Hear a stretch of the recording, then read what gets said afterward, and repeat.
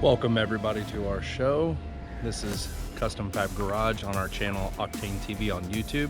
Make sure you go down below and hit that subscribe button, and on top of that, make sure that you hit the notification bell so that you can get all the new content that comes out weekly and even every day.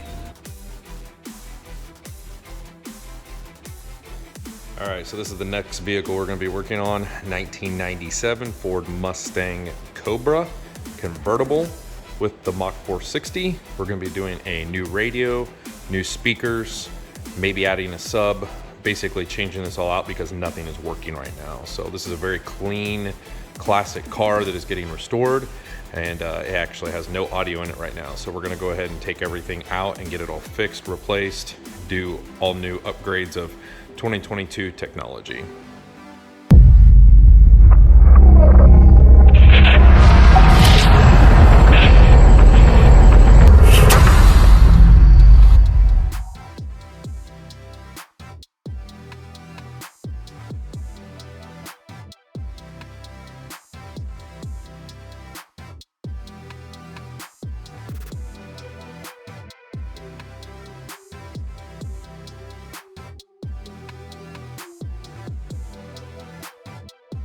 All right, we're gonna be removing this radio. I've already kind of popped on this a little bit. Step one, we're just gonna kind of pop this out. I pulled this out with my fingers, just to be honest with you. So I'm gonna pull this out, unplug this cigarette lighter. That's step one. I haven't done one of these in a while, so please understand I'm a little rusty. My God, it's been probably 10, 15 years. I believe these are two 7mm underneath here. I'm almost for sure they're 7mm. If they're not, there's 6.6 or 6.5s. I can't remember if I take those out and this whole thing pops out, or I think I might have to use the Ford keys to get these out here and then pull these out and then this part comes off. I can't remember which, so I'll tell you which one goes on first. So I was correct. They are 7mm, and I'm using a right angle with the 7mm and just getting it on here because there's no way to get underneath it unless you got like a little stubby or something like that, but then they'll just come right out and you can just take both of them out. Okay, so what you're gonna need are Ford keys. These are what these look like. This is what they used to use back in the days for Audis and Fords. So what you're gonna do is you're gonna put these in these little holes and you're gonna push in not very much. You gotta be really careful. You do not wanna push in too much because you'll damage it and then you won't be able to ever get it out. And trust me, I've had that happen to me multiple times. Just push it until it clicks, and then you're gonna grab both of those, kind of pry them out and then pull it out. Be very careful. You cannot force this. My faceplate came off, this pulled off. If you look on here, when you stick these in here, this is what happens, is when it goes in here, it pushes both of these down. So if you can't get to it, take something and push this over, or push this over, or push these bad boys over. Cause see, that's all it's doing is pushing, because this is what's holding it in right here. So just push these in on top and bottom and on left and right, and then that is actually what will come out. Now this one is being a complete nightmare, so I think this one's gonna be worse. Here's the radio, plugs on the back of what they go into. Let's set that over here. The other one didn't make it. I destroyed it getting out, cut my freaking hand like a pain in the ass. Here's your plugs here, and here's your plugs on the bottom. This one didn't make it. He decided to mess with me, so my hammer got the best of me. Back there is also a Torx.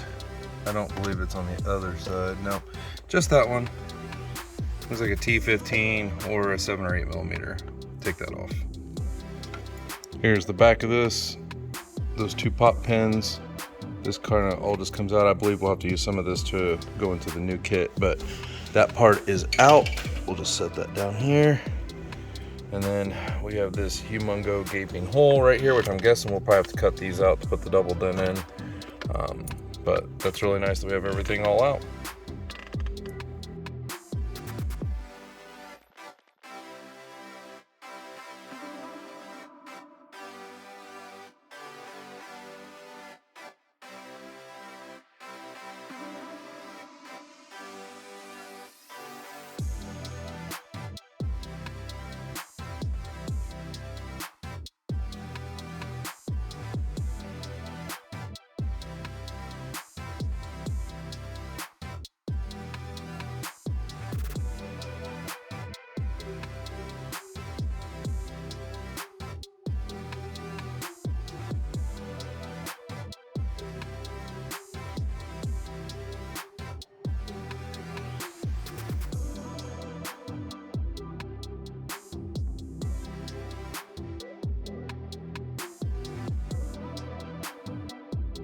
This is everything you get in the box: a remote, your wiring harness, steering wheel module if it will work on your vehicle, Bluetooth mic, screws, and the head unit itself. Those are the components that you get inside the box. Here's the back of the head unit. On this particular head unit, you have a rear view camera, you have a subwoofer out. If you look on here, you have a rear out and a front out. You also have your antenna port, and then right here you have your mic and remote input.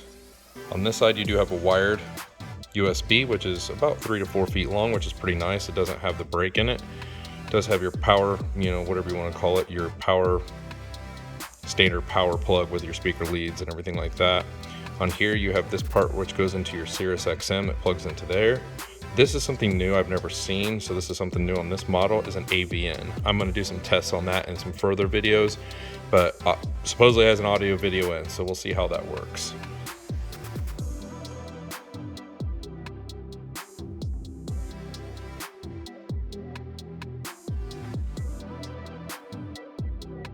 This is the harness we're going to be using on this Mustang. That plug plugs in for the amplifier, and this is the main harness. We're going to wire that into this harness for our Sony head unit right here. Wiring harness is simple. This one just plugs into here, into the square one, as you can see. The other one plugs in here, the gray one, and then you just wire everything up like normal, positive to positive, negative to negative, green to purple, everything.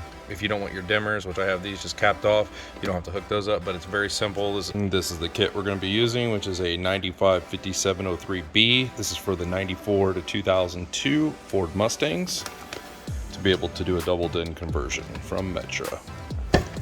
This is what everybody's been using, so hopefully this will look pretty awesome. Here's the instructions. We're going to have to detach the AC vents, put them into the new piece, which is right here. And then we will have to attach them into this bezel. You transfer them over from the other one to this one.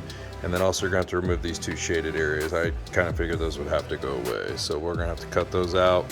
And then after that, we're going to attach these two side pieces on right here, left and right.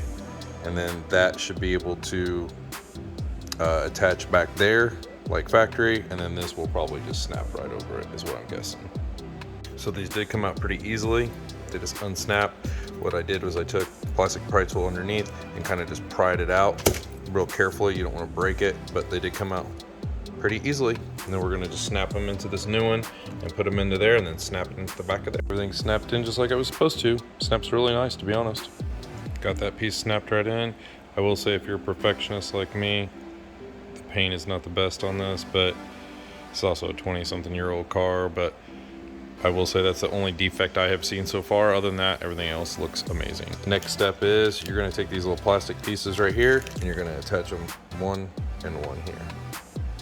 Now what I would do before you do that is I would take these and slide them in here like that, just so you can see where you want to put your double DIN, and then attach your double DIN, so that way you know exactly from here to here.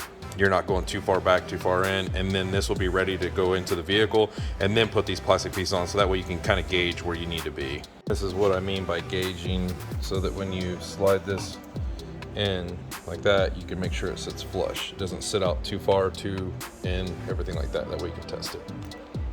We're gonna take our cordless Milwaukee Dremel, and we're just gonna cut those bad boys off right there.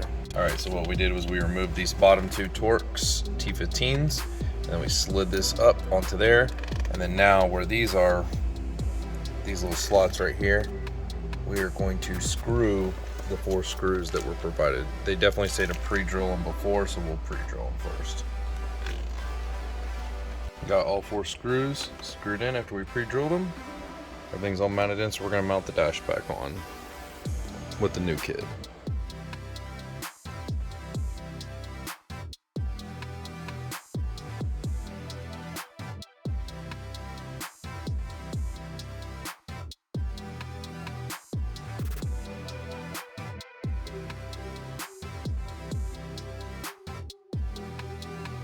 All right, we got everything installed. Looks really clean. Everything bolts in really well. We put the USB flush mount there for him. That way, if he can just plug his cord in, he can just run his cord. You know, just plug his cord in, run it around. Or he can put his cord in on this way and run it around down there. Put his phone here, depending on wherever he wants to put it. We just put it there because it's flat. This panel's easy to replace if you don't like it there. It's a little more difficult over here because it's all curved. Everything's curved. So let's make it clean. We could have put it there, but the way this kit is behind here, I didn't really want to do that because that was open back there. But whatever's easiest for the customer. You know, if he ever wants to put one there, we could put one there for him. Just whatever's easiest. You know, if you like it there too. The only thing I wouldn't like about that is when I'm shifting, I could go into when you shift with this, because if you watch the way that these shifters are, yeah, you're right up there, and if that cord's coming out, I'm gonna hit that with my knuckles.